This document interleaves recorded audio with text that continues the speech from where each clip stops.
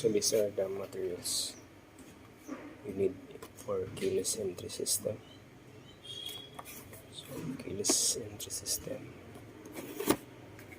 test light, tie wire,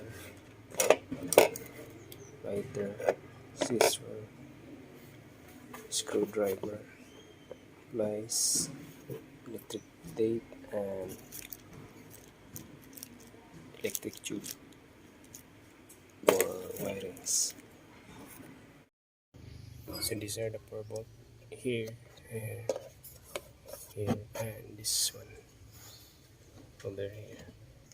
Now after you unscrew this one here, you can remove this cover by pulling it up. After you unscrew the bolt, we can now remove this cover. This one, you just pull it up.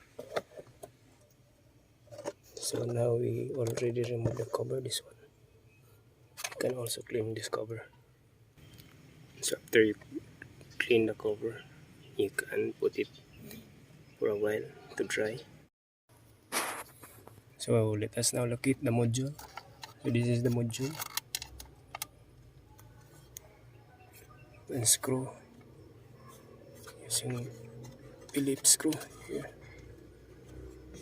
or socket here, number 8 or 6.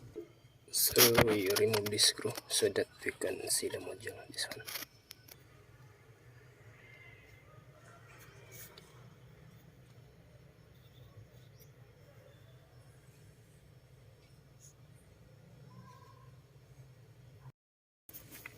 Let us first cut the tie wire, this white, so that we can remove the module. This one. So this is the module, brand MMAS, alarm sensor.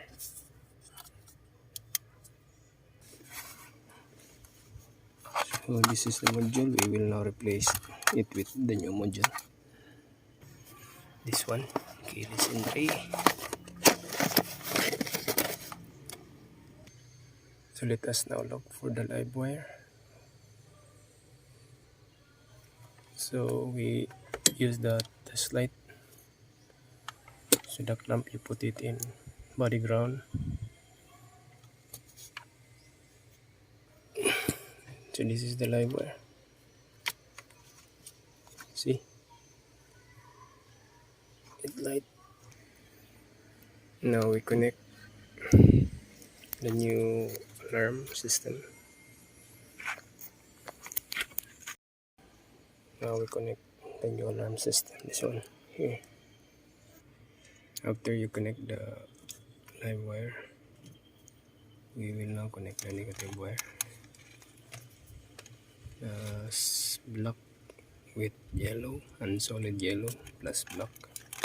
That will be your negative wire. Now we connected the negative wire. This one. Next is the open and closing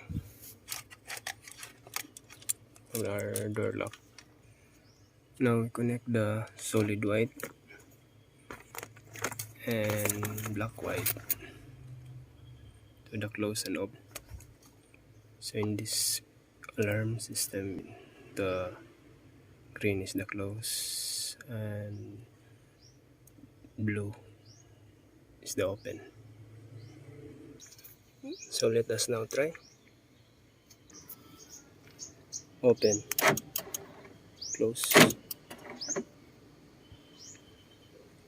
close, open. So now we will put a tie wire here. Put it there at the back. We also put electric tape in the fuse in this one here. After we done arranging and permanently electric taping the wires, we will now put all the cover back so that we can try if it's working properly. So after cleaning this cover, we will now put it back. We will permanently